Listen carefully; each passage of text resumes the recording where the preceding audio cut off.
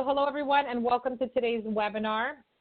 My name is Daniela Labate-Cavelli, and I work for NIAPRS, and NIAPRS is a MCTAC partner, so we're happy to have you here today with us for leadership in times of crisis, building the skills for successful leadership. So like I said, we just have a couple of housekeeping slides to get through, and then we'll go into the presentation for the day. So this webinar is being recorded, and the slides will be posted at MCTAC.org. We're going to make every attempt to make this as interactive as possible. We have our two presenters on camera today, Edye and Amy, and they're going to be utilizing the chat box. They're going to have some poll questions for you guys. So we really do want this to be as interactive as possible. We ask that you type in your questions to the in the chat box and type them into all participants so that both the presenters and the host and all of you can see what's going into the chat box, and we can really use that to make a conversation happen today. You'll also be using the chat box to type in some answers to some questions that our presenters have for you today, and again, we ask that you chat them in to all participants.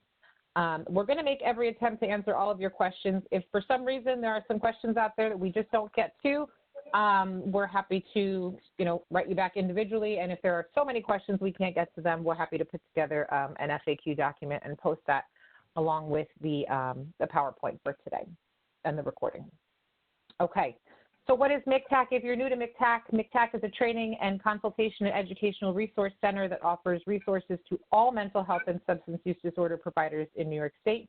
MCTAC stands for the Managed Care Technical Assistance Center, and MCTAC's goal is to provide training and intensive support on quality improvement strategies, including business, organizational, and clinical practices to achieve the overall goal of preparing and assisting providers with the transition to Medicaid managed care. Excuse me, today's webinar is brought to you by NIAPRS and the Coalition. And before we get started, we're just going to do a quick intro for our presenters. So Edye Schwartz, Dr. Schwartz is currently available as a consultant to provide executive coaching and training and technical assistance in a variety of areas of leadership, management, and organizational change.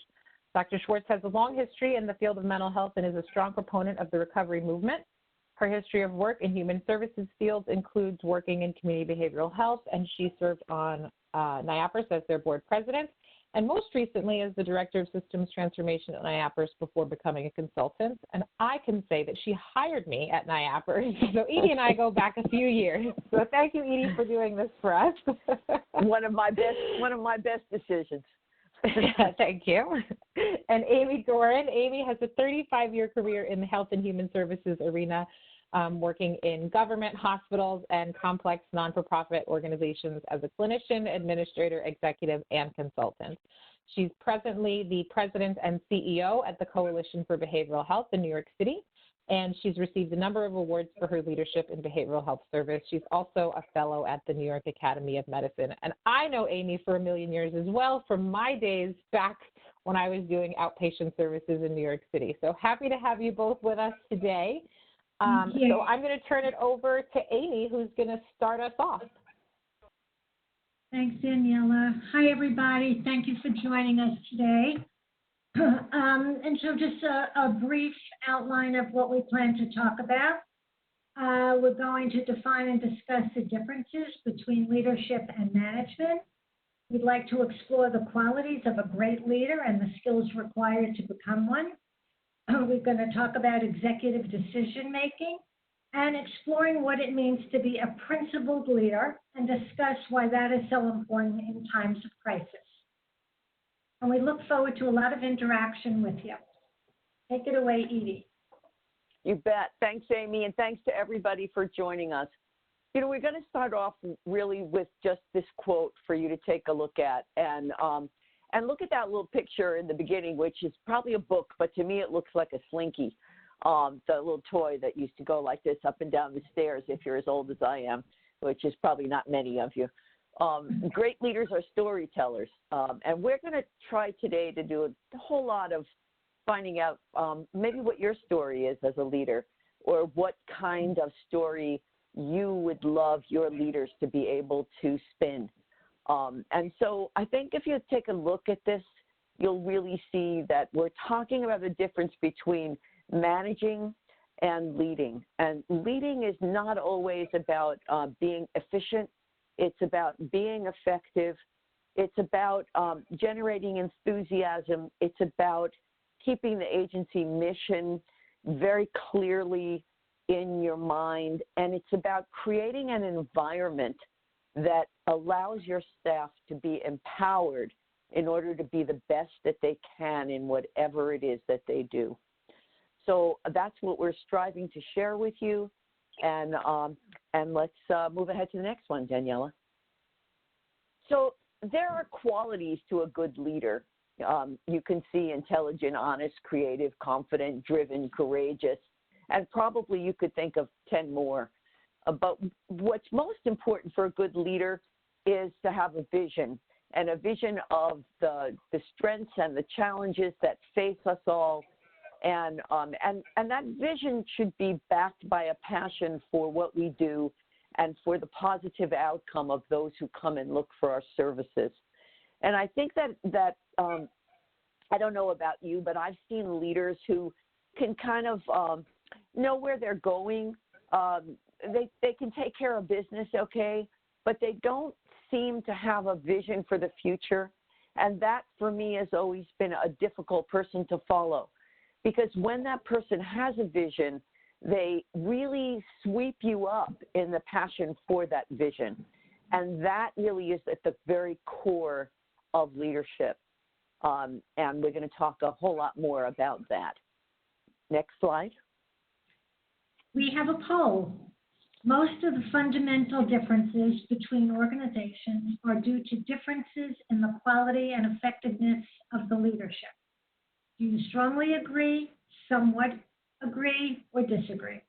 So, yeah, so what do you think about this question? Take a little look, see what you say, and we want to get a feel for the folks who are out there. Okay, great. So far, the poll was closed a little bit early since results can delay, but 42% of participants clicked strongly agree, 15% said somewhat agree, and one person responded disagree. Wow, so that's pretty good. That it seems that most people agree with us, Amy, that the fundamental differences are due to differences in the quality and effectiveness of the leadership, and very few people disagree with that. So, so I think that's what we're going to really talk about a little bit today again, about what it takes to be a good leader. And I also think at times of crisis, leadership becomes incredibly important. And we notice it in a different way because all of us are looking towards our leaders. Next slide. Okay. Every agency should have managers and leaders. Both are important because each plays a different role in an organization. Leaders create vision. Managers create goals. Leaders are change agents. Managers maintain the status quo and operate within that. Leaders look towards the overall response. Managers are focused on task completion. Leaders tend to take risk. Managers tend to control risk. Leaders build relationships. Managers build systems. Leaders coach. Managers direct. If you think about our organizations, I'm sure you can think about who is leading and who is managing. And both have to work together to get to the final product.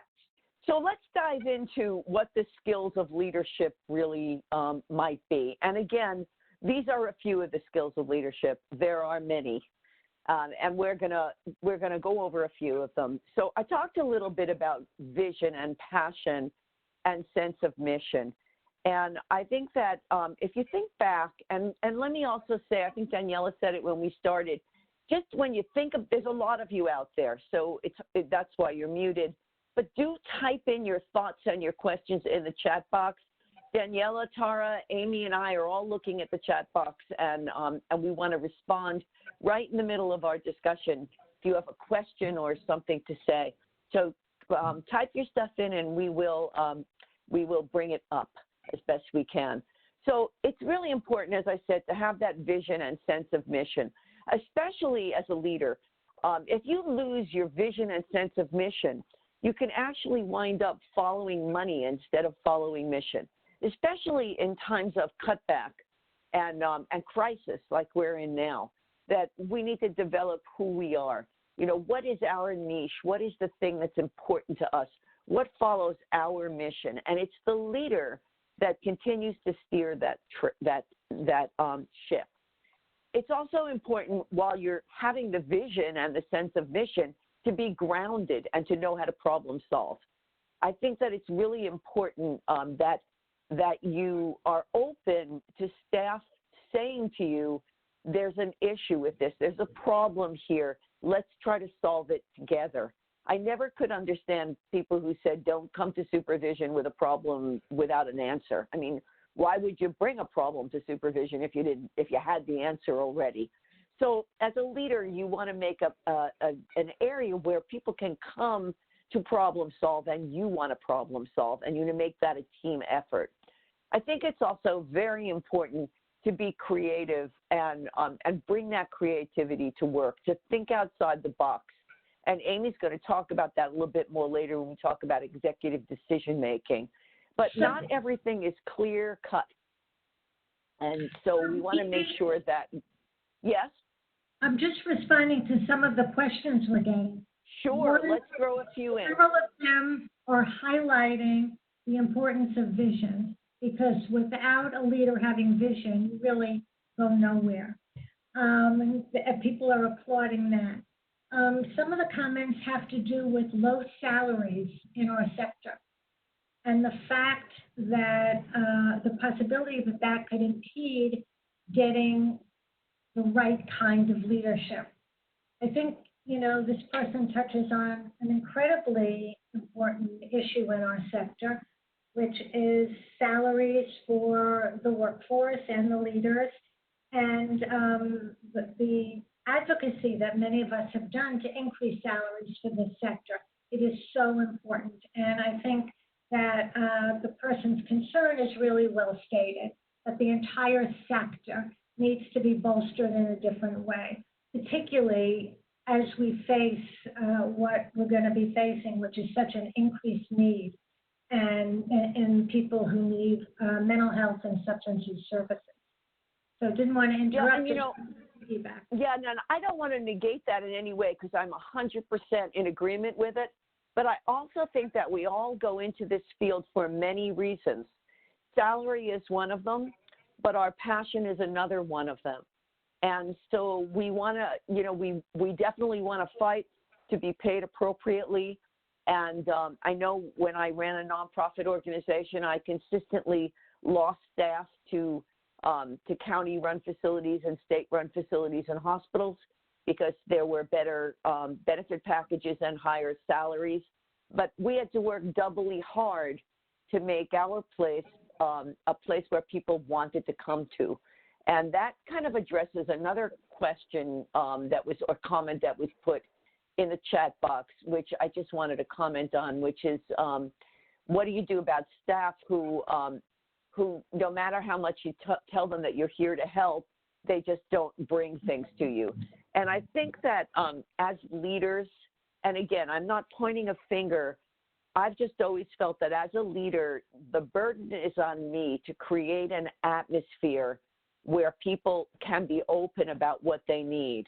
And if they're not being open, it's not that I'm not creating that atmosphere, it's that I'm saying something that they're not hearing, and then I need to try to say it in a way that they can hear.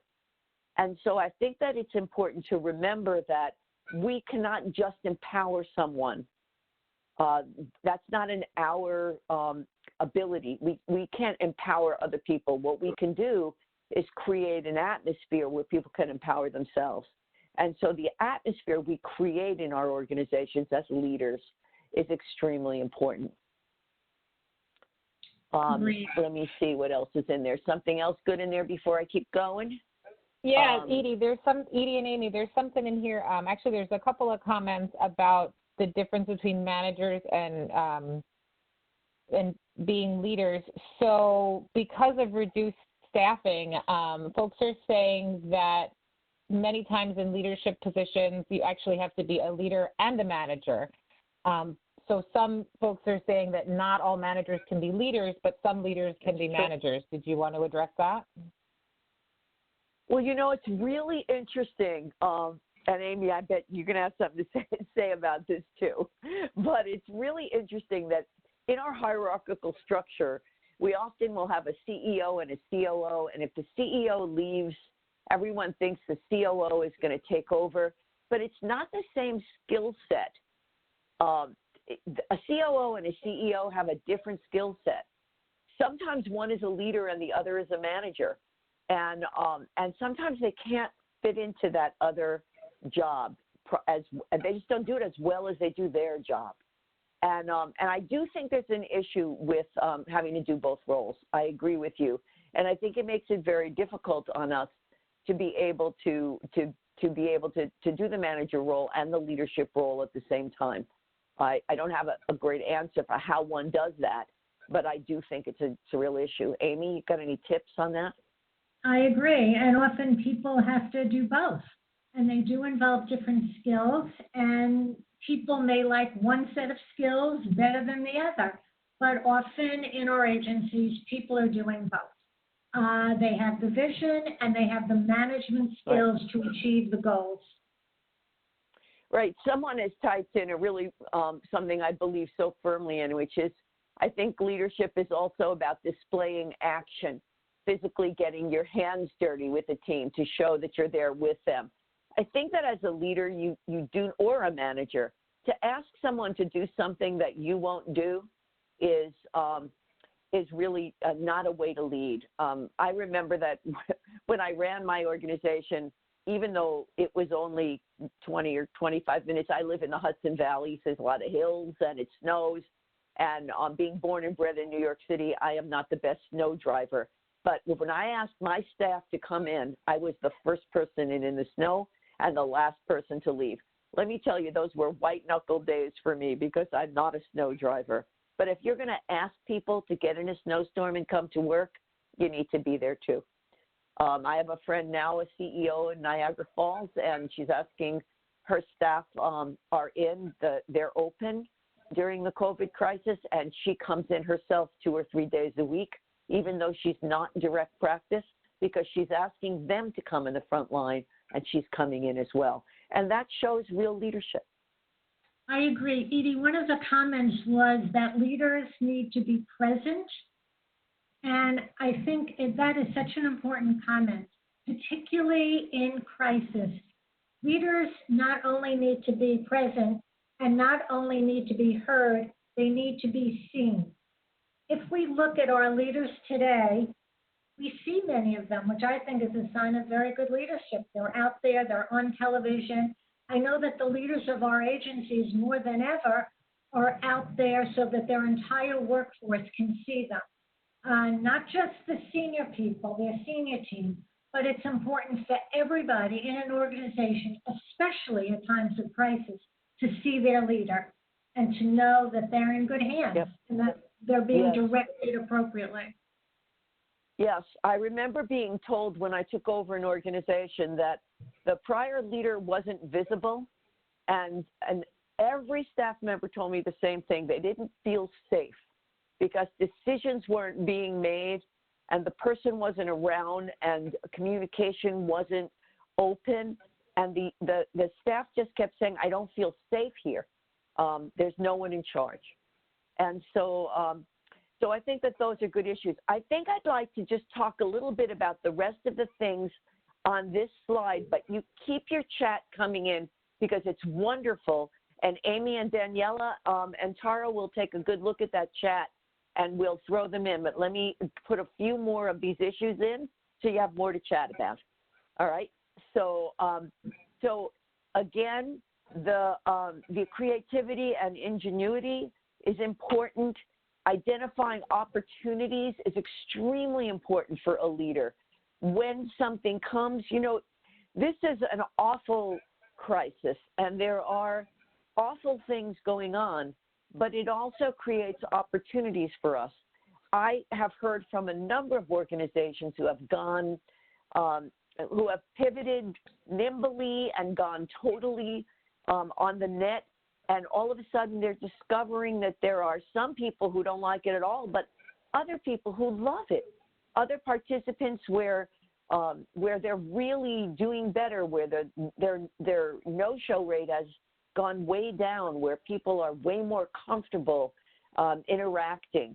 And so there are opportunities, and as a leader, you just need to be on top of what those opportunities are. And it's also important as a leader for you to not be risk aversive, but not to be foolish, and to be able to analyze those risks and weigh the strengths and the challenges of taking that risk on for your organization, for your staff, and for the people who come to your organization and use your services. So that analysis of risk is important. And all of these skills that I'm talking about are not done in a vacuum. Because really you want to have a team, and you want to take the input of the team. And the team understands that ultimately you have the last word, but you want to do your best to listen to what people say and form some consensus around the information that comes in. Because strong, diverse teams are what make up the best leadership. I once, way back in social work school, had a teacher who said, never hire your number two to be just like you. Hire someone different from you, because it's in the diversity that person complements your skill set. And together you make stronger decisions. And so don't ever be afraid to bring people in who aren't exactly like-minded. Now, of course, there are people who have to have a similar value system and understand mission and be going towards your mission. But there might be people who think of getting to something in a way a little bit different than you do. And don't be afraid of that, because it strengthens your team. And just a couple more, and then we're going to go back to the chat box.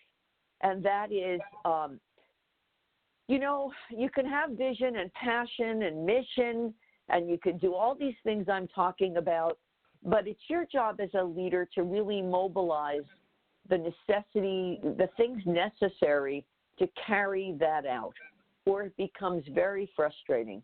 That's when the person is all about what they dream about and nothing ever gets operationalized. So it's important to make sure that you're able to bring to the table resources, financial resources, material resources, staffing resources. And believe me, this is not easy to do, which is why the last piece here may be the most important, which is that our work, I've been doing this work for 40 years, and I still love it. And I love it because it brings meaning to my life, to be able to be a part of our behavioral health system. But we have to persist no matter what we find, because there are a lot of discouraging things that go on.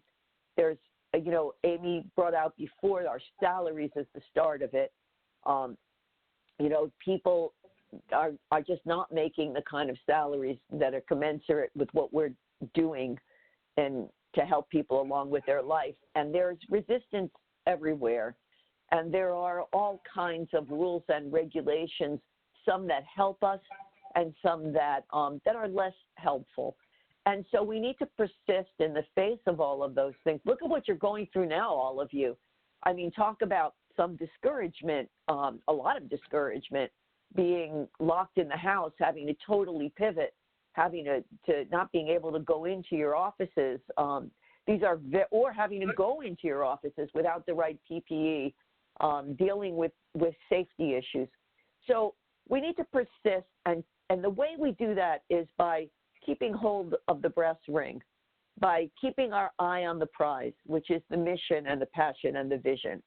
And that is the role of leadership. If there's one thing that you take away from me, from my point of view, it's that you hold the beacon of the vision, passion, and mission in the face of discouragement and resistance. And being able to hold that becomes a way for staff to feel empowered to move forward and be creative. So here's an interesting that was a mouthful. Comment. Thank you, Edye. Here's an interesting comment, especially at this time of crisis. And the person said, it's not about how much a leader knows, but if you feel that he or she cares. And I think especially at times like this, people needs to know that their leaders care and that truly we all are in this together. And people are forgiving if the leader doesn't know every single thing. But if they communicate that they care about their workforce, that goes a long way, especially in this environment. Yeah, there's an interesting comment in here. People don't like change, and change will not happen until the discomfort of the change is less than the discomfort of staying the same. And I'll tell you, it's kind of interesting. Some people love change, but most people don't like change. And you're absolutely right. There has to be some dissatisfaction. And some of that just comes within us, that we just know we want to do something different. I've been an advocate of recovery-based services for way too long, very long. If I say too long, then we'll know how old I am. But that changeover to a recovery-based service system was a difficult change, and I knew it had to be done. But there were other people where that dissatisfaction had to be grown in them. And I helped them to see in my organization that would be a better way for them to provide their practice and their services. And then that's how the change occurs, by some of us beginning to explain that change could be helpful. One of our comments was that leaders need to be collaborative and work as part of the team. And I think that's very true. And I think I always say that a great team is wonderful in the good times and even better in the bad times. And a leader who can work with a team and lead a team and involve everybody on the team in thinking and decision making, it really goes a long way in organizations. There's actually a question in here that I think is really, I've heard quite often, and it says, I've been having some issues working with a younger generation. I've tried so many different ways to help the individual, even getting tips from my own supervisor. Any help would be nice. It takes a toll on leadership. And I think that what I want to say is that I think it's important for a supervisor, a leader, to find out what it is that the employee wants from their job. There's a lot of talk about millennials and Gen X's, and we old baby boomers don't understand it. It's a whole different way of looking at things. And I think the best thing to do is to ask, because everyone comes into this world, including our younger staff, because they want to give back and they want to be a part of things. And so, but they see things in different ways than older people do.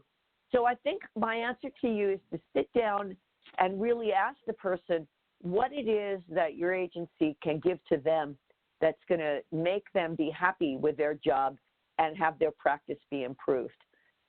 If you look at employee manuals, it's always about what you have to do for us. Your responsibilities come on time, your responsibilities do your paperwork, your responsibility is this or that. But where is our responsibility as an organization to the staff member who comes on board?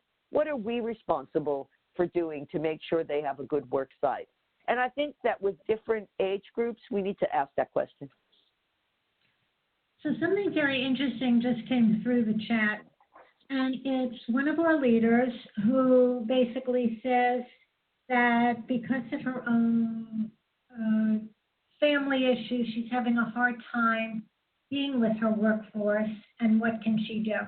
I think that's a great question, and I think whether you do it on Zoom, whether you do it on phone calls, it's really important, especially at this time, to have contact with your workforce. And I know that people that were doing once-a-week staff meetings are doing check-ins every day, because that contact makes everybody feel better, makes everybody feel like they're more a part of a team, and makes everybody collaborate in a better way. So I think the more contact, and certainly we're all dealing with Zoom and the technology is getting incredible, I think that's, very, very important to be in touch with your staff constantly, especially at this time. I agree. Let's go to the next slide, and we'll come back to some of the chat, because I think that communication is one of the things that we've noted as something extremely important in times of crisis. And in times of crisis, we're challenged to do things differently, and also to do. I think the only thing I'd add to that is to do the best you can, because a leader is human also, and a leader is going through the same crisis that everyone else is. So we need to do all these things Amy and I are telling you that we need to do as leaders, but we're also human, and we need to have a work-home life balance and engage in self-care, especially in these times. So Amy? Somebody just commented that leaders should always be growing. And I think that's yes. We all need to always be growing and changing and learning from each other. So Absolutely. One of the functions of a leader is to make decisions, right? It's called executive decision making. People say it's lonely at the top, and it certainly can be. And leaders make the tough decisions in organizations. They make tough choices. They are the ones that have to make the choice. And they're always weighing alternatives and examining solutions. Many leaders will involve team participants to help them think through issues, but ultimately it's the leader who makes the decision. As they're making decisions, they are assessing risk, right? Because risk changes, risk factors change, and it's the leader who has to synthesize all of the risk factors to ultimately make a decision. And as I said, the leader involves others often, especially if it's a good team. And the decision may change in a crisis. A decision you make at one time may change, because in a crisis, the risk factors are different and decisions may change. And every day, leaders are confronted with very tough decisions, especially in crisis, and especially when agencies are taxed financially, stressed financially. There are hard decisions about who to lay off, how to lay off, who to bring on, how to maintain a workforce in trying times, how to continue to serve clients. Many decisions made in the course of a day that leaders do day after day, and involve people often in bringing the facts together. Yeah, these things are so important. There are lots of good leaders, but to move from being a good leader to a great leader requires a step up that's very hard and stressful. And not everyone can do it. And maybe that's okay, because I think we do in many ways the best that we can. But go to the next slide. But we want to ask about that a little bit. It kind of leads into this question. And I want you to type it in the chat box, and we're going to try to keep on top of it. And I haven't forgotten your other questions. I see them all in there, and we're going to try to get to them. But let's talk about that good to great piece. And what do you think the attributes of a person would be that you would want to follow? What are the things, go back and think of the leaders either within the field or outside. I mean, there are other leaders that we want to follow to the ends of the earth. What are the attributes of a person that you would want to follow? Honesty, motivation, humility, compassion. We've got honesty, good listening, transparency, integrity, empathy, approachable, experienced, confidence, good listener, dedicated to the mission. Honesty is coming up like tenfold. Caring, dedicated, kind. But you know, keep going. I think what people, when people talk about honesty, there's also a candor in a good leader in telling people what the facts are with honesty, with equanimity, and the candor I'm finding as I look around at our leaders today and leaders in government. The candor, the ability to be transparent, to talk about the facts as they are, is really very impressive in a leader. You know, it just flipped by, but I wanted to bring up this, an honest person who's not afraid to make mistakes, who are goal-driven and kind. Now, that's really interesting to be together, and absolutely I agree, because there's no reason that no matter what you do, including letting someone go or having to cut staff, you don't have to do it in a disrespectful, unkind way. And so, and I think we all make mistakes. We're human. You know, it's what I was saying before. And being able to say, I made a mistake and own up, and I'm sorry about that, and I'm going to fix it, is really a sign of a strong leader. So I really like that, that example. And then we have all of the above, you bet. Lead by example, courage, humility, strength, resilience, discernment, transparency. Humor. What about humor?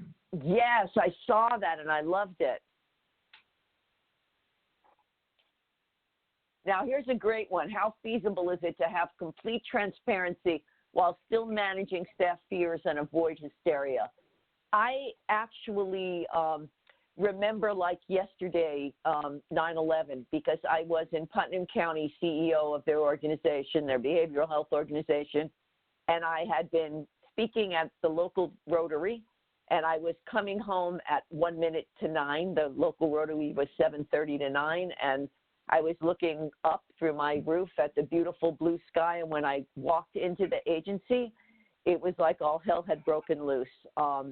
And so I felt like we needed to find out what was going on and be transparent and honest, but to keep people calm. And I think you do that. There's no magic bullet for that. You have to be open and honest about your own anxiety, but also keep people into some kind of, to keep the calm, to keep your wits about you as a leader and try to think of alternatives. And it is not easy, but I think that is really the way a leader has to move forward. Amy, have you comments on that? Well, I was just going to say in some of our comments on the chat, leaders have to acknowledge when they've made a wrong decision, a bad decision, not the best decision. Part of being transparent, it's part of being human, and the ability to acknowledge that, I think is extremely important in a leader. Yeah. So I agree with humor, but appropriate humor is important. And that is way true, way true. Someone was saying in here that people wanted an authoritarian rather than a leader. And, I think I know that you can be nice and respectful and understanding and still take care of business. There are ways to do that. If we remember that we don't want to treat people in any way different than we want to be treated. And I just think it's one of those things that leaders balance. It's not an easy thing. Yeah, someone just said firm but respectful. So do we want to go to the next one, Amy? And we'll see what people have to say about that? Yep, I think we should. Okay. Next slide. Daniela? Okay, there it is. Go ahead, Amy. I do not see it. Okay, I'll jump in while you go to the next one. It's think of a leader that you know or have known. What do you think made them a good leader? So the first one was, what attributes would you want them to follow? And this question is really somebody you knew that you loved following, not just their attributes, but what made them a good leader. It may be exactly the same thing. Good listener, caring, being willing to teach. I think mentoring is one of the most important things we can do as leaders. If people would say to me now, look back on your career, what do you think you're most proud of? I would think of some of the mentoring issues that I've had the joy and luck of being involved with. Strengths-based motivator, knowledgeable. They wanted to hear from employees at all levels, a good listener, people who really care. Mentoring. Acknowledging own mistakes, absolutely. Remember, we're all human. Just because you're the leader doesn't mean that you have to be right all the time. Started from the bottom and worked their way up. Staying focused, resourceful, reassuring, approachable. I think approachable is another one, Amy. I think the people who I look up to are the people I feel I can speak to without being like quaking in my boots, Yeah. And it's clear we have so many expectations of our leaders and so many qualities that we think they need to have. And just looking at some, helping to motivate, teach, listen, be compassionate. I think they're all extremely realistic, and it's a tall order, though. Sure is. Let's go to the poll question, because I see that we're yakking away, and we have 15 minutes more. So here's the next poll question.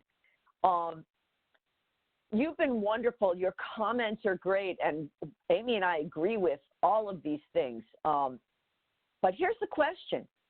While some leaders are born leaders, we've heard that. He's a born leader. Many leaders are made, this comment says. So do you agree strongly, somewhat, or disagree? Do you think that we can teach leadership? While some leaders are born leaders, many leaders are made. Do you think leadership can be taught? Strongly agree, somewhat agree, or disagree? Now my poll is coming up. What do you think? We don't want to tell you what we think. Shall we? Well, someone who just said mentoring was their favorite thing to do, who has a consultant with executive management and coaching. I think everybody kind of knows my bent. I think people can learn leadership skills. I think they have to want to be leaders. Some people have that set of skills more than others. So I think I don't think anybody's born it, but people have certain interests, and people who want to be leaders, I think, typically make good leaders or better leaders. So I think it's a combination. What do you think, Ian? Yeah, I agree with you. And I'm thinking of, just prior to this, I had someone do a webinar for one of my projects, and he said, skills can be learned, values are harder to be taught. That if someone's value system is totally different than yours, that's hard to go by. So here's the answers. So 27% responded strongly agree. That's 145 people. 115, which is about 21%, somewhat agree, 1% disagrees, and then there was about 50% of no answers. Wow. How come no answer? Do we not know? But that's interesting. A lot of people strongly. Go ahead. Oh no, I just think that the poll closes. It was only a minute, so. Oh, we're sorry for that. People are saying it's a hard question. People are saying it's a hard question. It is a hard question. Yeah.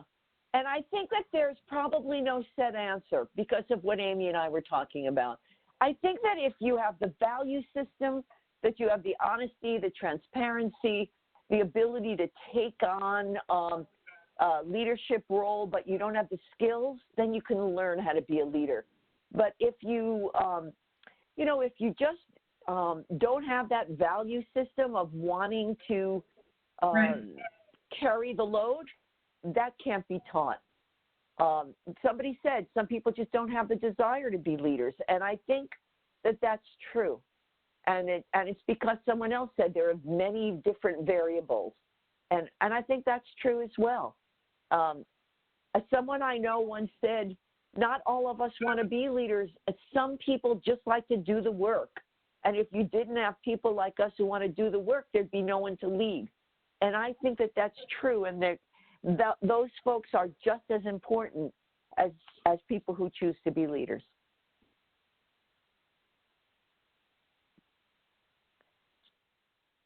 Okay, so I want to spend just a couple of minutes before we go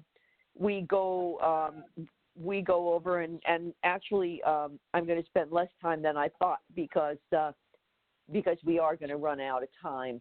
I'm talking about principled leadership, and I think I just want to say a few things about this slide and also point out this book, which is on the resources.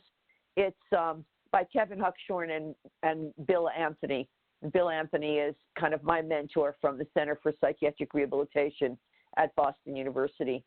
And principled leadership really is about keeping your mission and vision clear as you move your organization through the business part of management.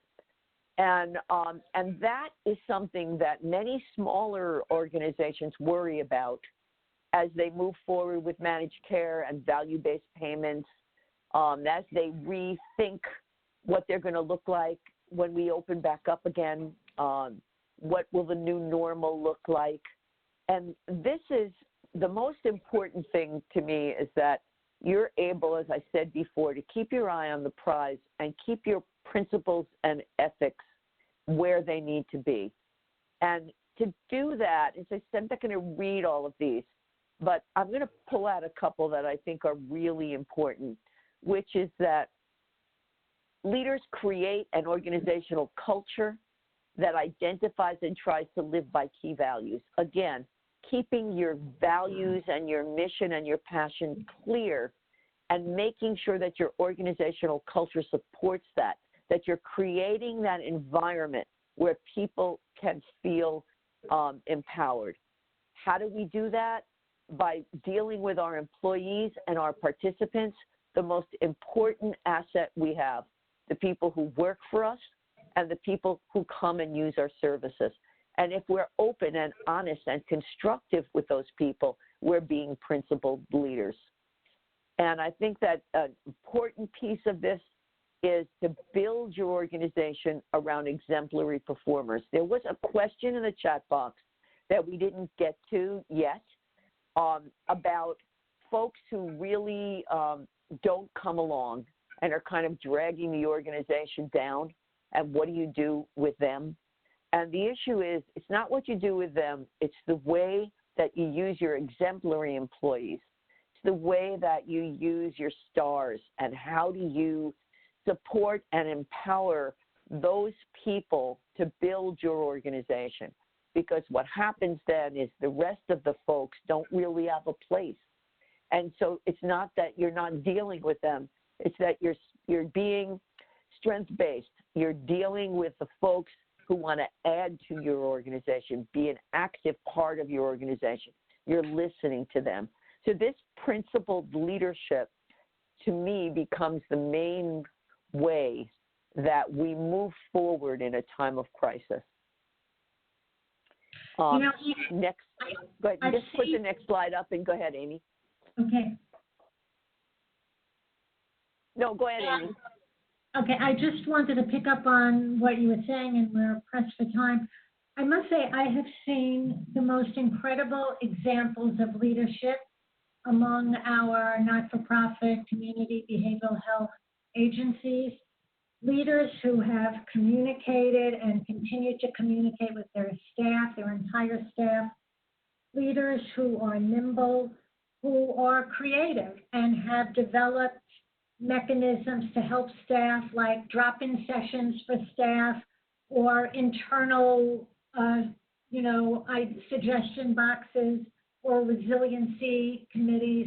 And our CEOs, our leaders are concerned about the clients they serve. They're concerned about the workforce.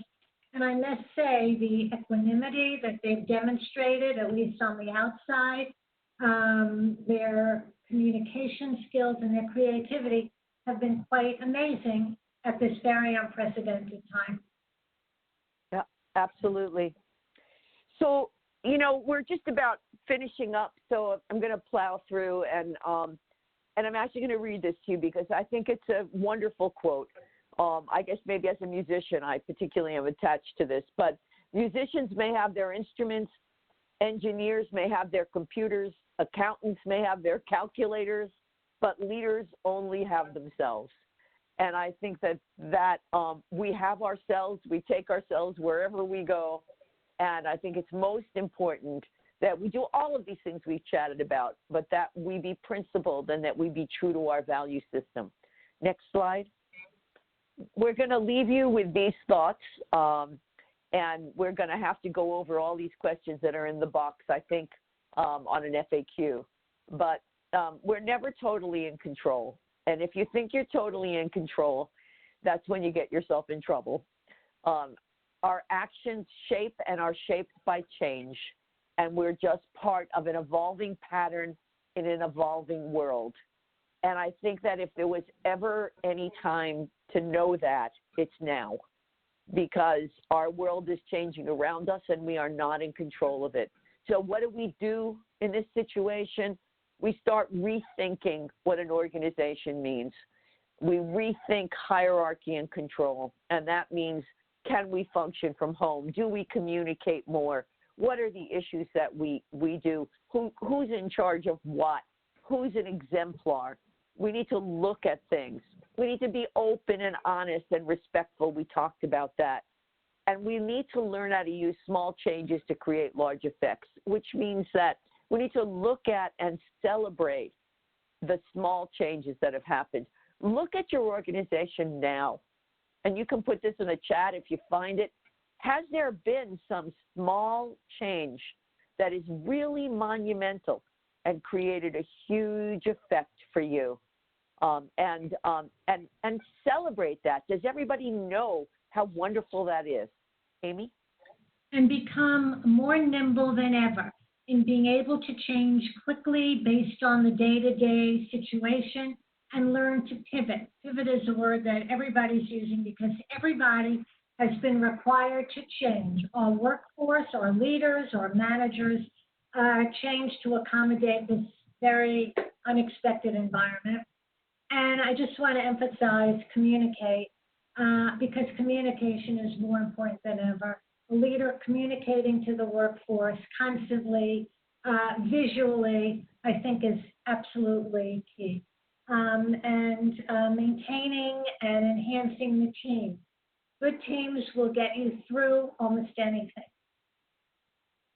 Yeah, and I think, the last the last word, although we never stop talking, but like two good New Yorkers, but the last word I think we want to leave you with is be open to change and learn to embrace it. Because the real skill and value in leadership, the real piece that will bring you from a good leader to a great leader is to realize that the world is spinning around us and we have to spin with it. We can't stop it. we can't, move it from one place to another. We need to jump on it and change with it. And we need to embrace that change, whatever it is, and be the leader that other people want to follow. And I think with that, it's 3 o'clock on the dot. My goodness. It is. Amy, thank you so much. We thank you, everyone who's joined us. Thank you for joining, and thank you for everything you're doing every day. Absolutely. I agree 100%. 100%. I'm very proud to be a part of the New York workforce. I think we're all really, you guys all are doing a great job. All right, and I just want to take a minute to say thank you to you, Edye and Amy, especially to me, because you're principled leaders, in my opinion. So thank you for sharing all of your wisdom with us today. And for the folks who are listening in, thank you for participating. We had a really nice, I think, rich conversation today, and you certainly have given Edye, Amy, and I our work cut out for us, because now we have to go back through the chat box and make sure we answered all your questions. So thanks so much. Enjoy the rest of this sunny afternoon, and we will see you on another MCTAC webinar soon. Thanks so much.